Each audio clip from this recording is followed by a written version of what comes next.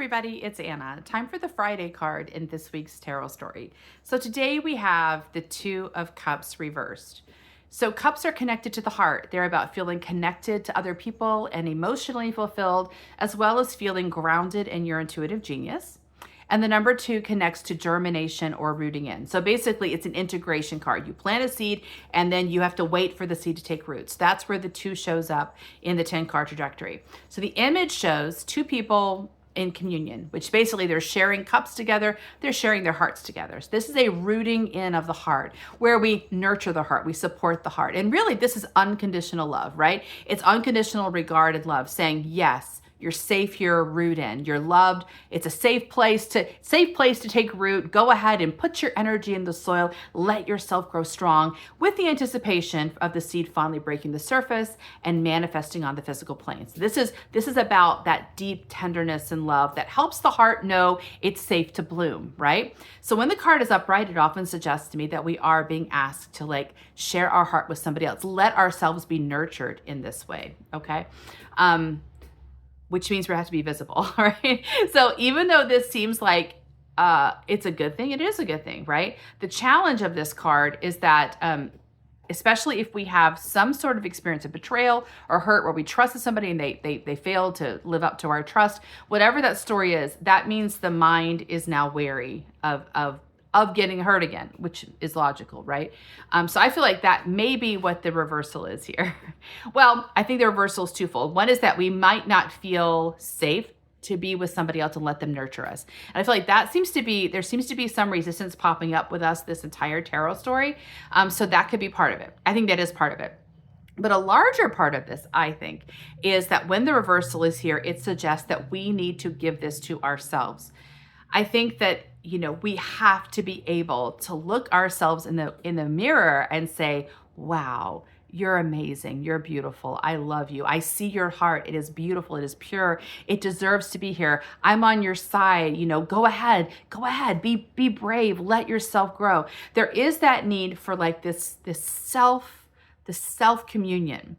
And it's really, really easy to miss that because our world sort of encourages us to look for that outside of ourselves, which we should. I'm not saying we shouldn't do that. Obviously, we should do that. But if you're not doing it internally, this happened with the Four of Wands reversed as well. If you're not offering yourself that same love, the love someone else offers you is going to kind of flow over you. You're not able to receive it. In fact, I was doing some energy healing with somebody. I do work with people one-on-one, kind of in a very deep way, usually other healers to help them learn how to heal, but also heal themselves. But I've been playing with a less challenging modality. And actually, as I've said on the channel here, on Saturday, I'm going to be releasing an experimental video for this, to see how it works online. But anyway, so it doesn't require, it's basically, I'm trying to bypass the mind. The mind can be, if the mind's very rigid or very fearful or very stuck, my other model of working with people, talking to people one-on-one, the way I've done, doesn't work as well because the mind is so resistant. But if you can bypass the mind and do direct healing, that seems like it might be a better path. So I've been doing this with this one person. So I'm not doing any of the work, the energetic or the mind work where we're looking at patterns and healing stuff. I'm kind of bypassing that and going straight into this energy healing. But at the end, this is our 3rd time of meeting. I had cleared a bunch of stuff and I could tell the person was feeling better, but they were starting to feel sick again. I could say they were starting to feel sick again. And I said, I think maybe you need to look at your voice, what you are saying in the world. I think that even though we may have healed some of the wounds, the pattern of speech is still present. So maybe you need to look at kind of releasing this old pattern. And at first the person thought I was saying they needed to say kind things about other people. And I said, well, actually you need to say kind things to yourself. And it was funny how I could immediately tell that they were not interested in doing that. And so hopefully that little challenge will come up later. And maybe if they do get sick again, maybe they'll reconsider it. But the point is, it's interesting to me how resistant we can be. Just looking in the mirror and saying, I love you. You know why I think we might feel that way?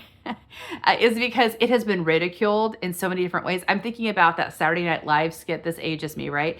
Of Stuart Smalley, who would look in the mirror and say, I'm good enough, I'm smart enough, and doggone it, people like me, right? And we make fun of him because he's so silly and so cheesy and goofy. And so we've made fun of something and made it silly, right? So many times our minds will take something that's profound, and because because it is profound, the mind's a little nervous about it, it turns it into something silly. So I feel like we think it's silly to look in the mirror and say that.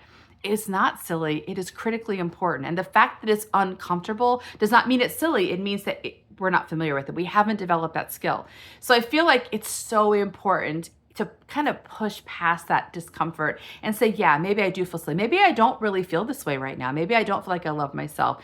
But what can you say about yourself? Like, you know what? You try really hard and your effort is beautiful. Maybe it doesn't work out the way you want, but boy, I respect your commitment to showing up. Whatever it is, it needs to be honest, it needs to be true, and it needs to recognize that there is beauty here. And the more you practice that, the better you get at it. And the better you get at it, the more you're available to other people when they're giving you that same affirmation. So anyway, I feel like that's a great way to end this tarot story. And continuing the work of something in the mind needing to be addressed, something maybe needing to be healed. But you know, if you discover, and the good thing about changing patterns is you can heal first and then change the pattern, or you can challenge the pattern and the pattern will show you where the wound is. So either way, you're going to figure out where the challenge is and release it. That's our final card. See you next time. Bye.